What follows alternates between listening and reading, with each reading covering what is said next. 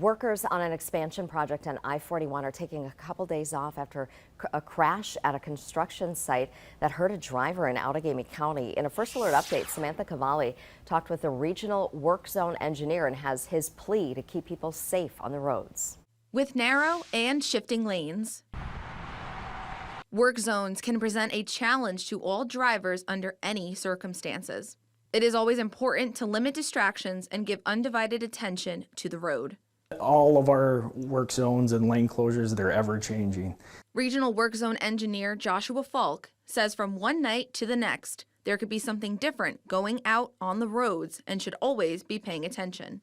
Not doing things in your car that are distracting, being on your cell phone, those types of things are just what we're reiterating to drivers to make sure that they're doing correctly and to pay attention from a day-to-day basis. Work zones aren't limited to major construction. They also include maintenance, emergency vehicle stops, utility work, and even garbage pickup. Being able to identify a work zone is important for drivers to stay safe. We do put out PCMS boards, which are portable changeable message signs that do reiterate ahead of time when a lane closure is going to be in place, upcoming dates, times, everything like that. Falk says slow down when you see workers and, if possible, provide additional space by moving over.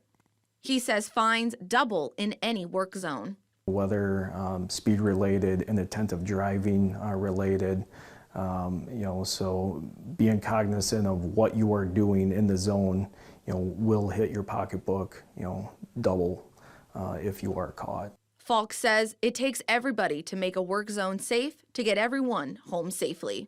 Samantha Cavalli, Action 2 News.